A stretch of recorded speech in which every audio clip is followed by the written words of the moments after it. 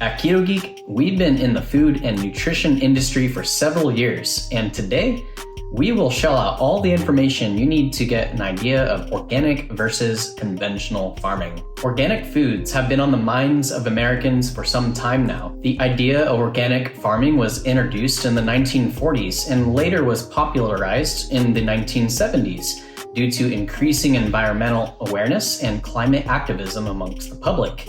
The advent of regenerative and sustainable agriculture was at our fingertips and indeed was a very exciting thought.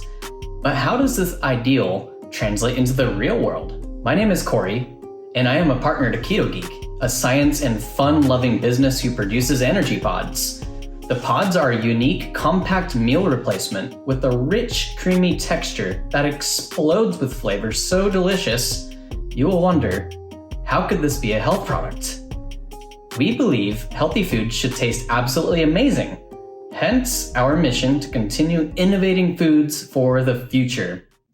Jerome Irving Rodale first observed non-chemical farming methods in India and drew inspiration from their systems of returning crop residue, green manures, and waste back into the soil back in the 1940s. Shortly after, he released a book called Pay Dirt, Farming and Gardening with Compost in 1945, outlining methods of utilizing compost, green manure, and crop residue to return nutrients to the soil with focus on biodiversity to increase yields of crop. Fast forward to today, the organic food market sales soared to nearly $62 billion in the year 2020 alone. Everyone talks about organic, and everyone knows organic is equal to human health, environmental health, and higher nutrient density. Or is it? Do the infamous high prices of organic goods make any sense? Let's explore these topics more closely and unearth the truth about organic foods and farming practices. First, let's take a look at what it means to be certified organic in the USA. The United States Department of Agriculture has set guidelines for what it takes to be an organic certified farmer. It includes 0 synthetic chemical interventions to protect the crop. The soils are inspected and shown to be free of most synthetic fertilizers and pesticides. The produce must be free of toxic herbicides, insecticides, and fungicides. There are no GMOs allowed.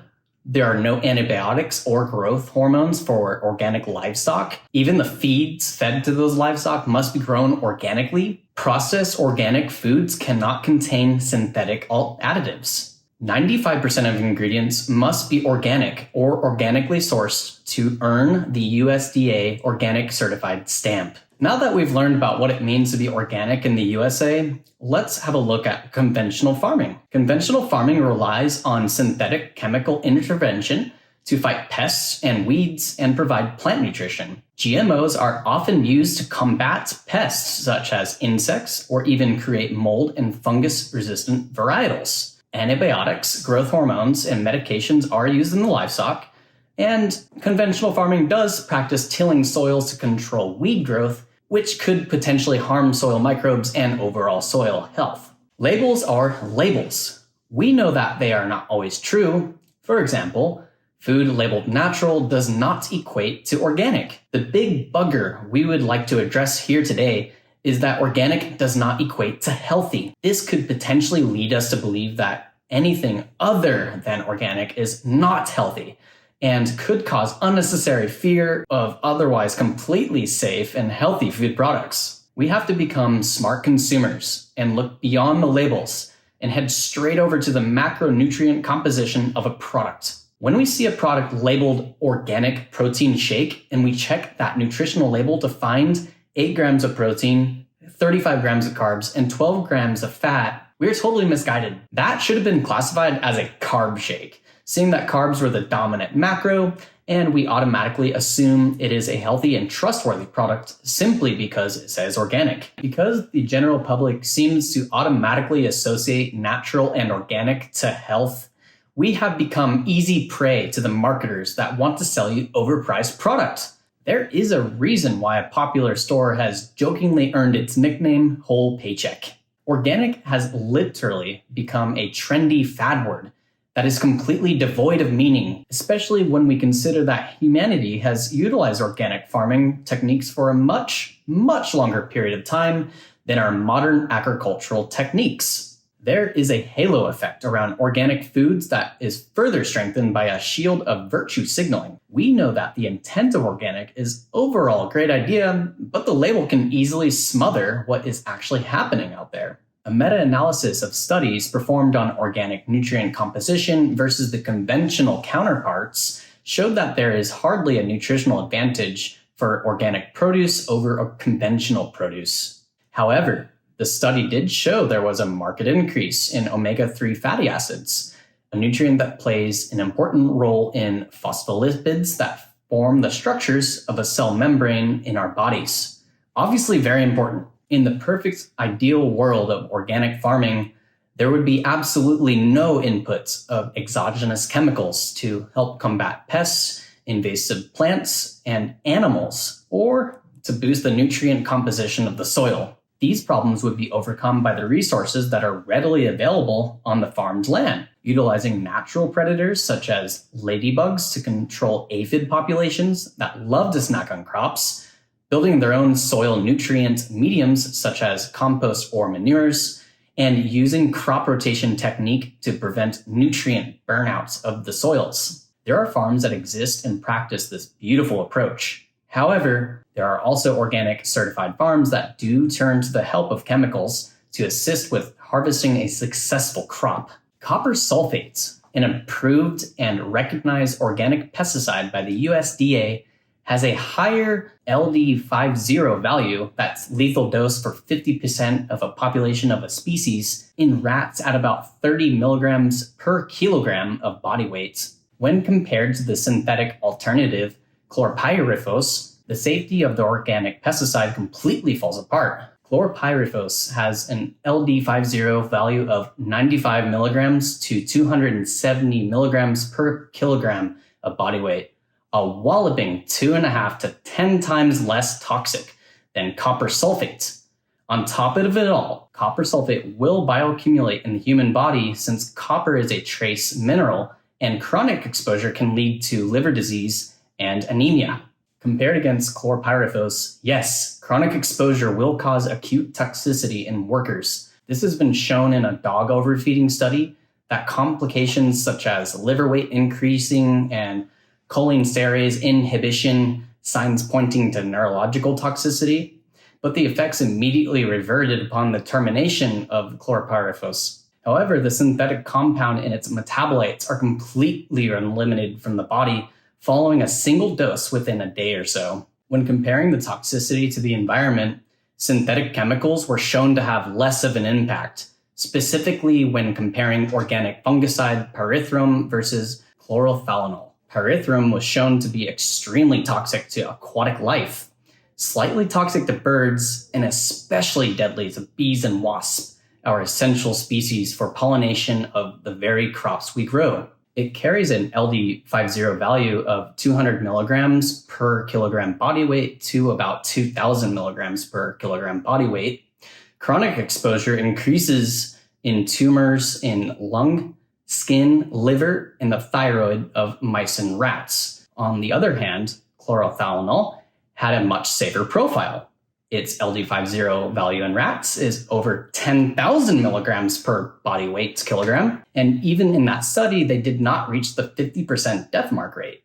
And the subjects showed no changes in physical appearance, behavior, or survival. Chlorothalonil is toxic to aquatic life as well, but it is non-toxic to birds and bees, unlike pyrethrum. Finally, when we compare the efficacy of organic versus synthetic pesticides, herbicides, and fungicides, the results reveal as synthetic compounds being more effective at their intended use than the approved organic compounds. This means that more potentially toxic substance has to be sprayed or spread onto crops, increasing the potential of exposure to the environment, the farmers, and the end consumers. I would not say that all organic pesticides are inferior to synthetic alternatives, and perhaps there are organic pesticides that are used that are relatively safe or perform better than other pesticides. The point here is that organic does not always equate to perfectly safe and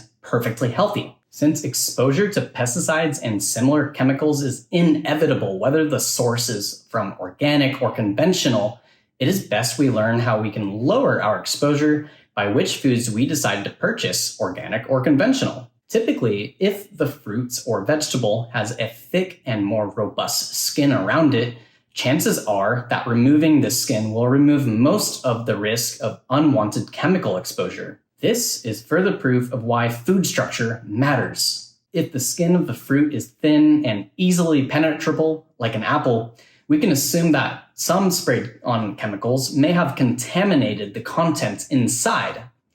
On the contrary, a thicker skin on something like a potato could be removed and there would be little to no contamination compared to the apple.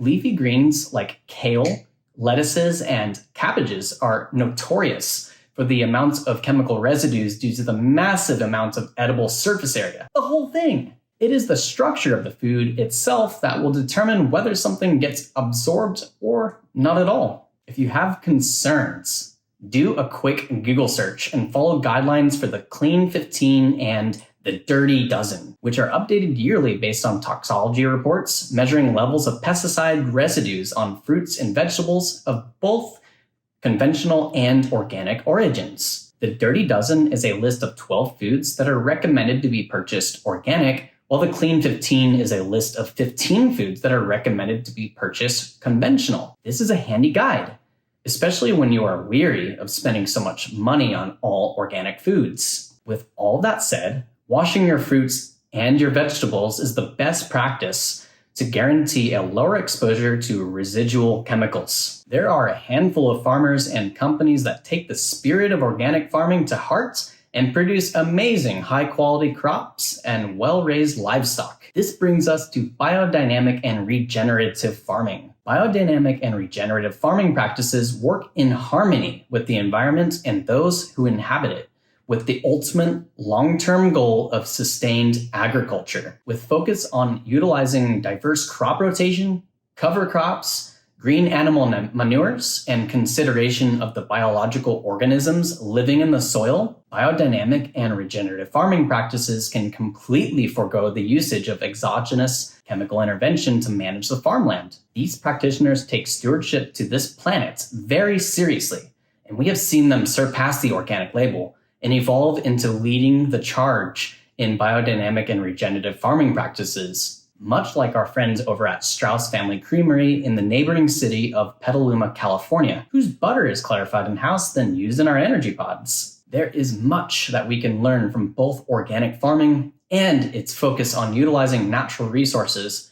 and what is readily available, and conventional farming with its allowance of GMOs and safer synthetic pesticides, fungicides, and herbicides. Rather than focus on the labels, the virtue signaling, and a misleading contrast by division of farming systems, we should strive to be the best stewards to humanity and this planet by striking the balance somewhere in the middle of the two farming practices mentioned in this video. We can take the merits from all types of farming practices and combine them to create a system that nourishes us, nourishes the earth, and is sustainable indefinitely as humanity continues to grow. Soon, we may not be farming in Earth soils, but rather Martian soils, and perhaps Earth farming techniques would not work so well up there. Future farming will not have labels tied to it, but rather we would have a strong foundation of excellent science, which would continue to evolve and improve over time. An idea and its label is limiting. True progress and science are limitless. Thank you so much for watching. We've taken this nuanced perspective into our own business and applied it to create and evolve our energy pods. Smart consumerism is how we create a better world. Go get some energy pods and let's change the world together. Meanwhile, don't forget to subscribe and share.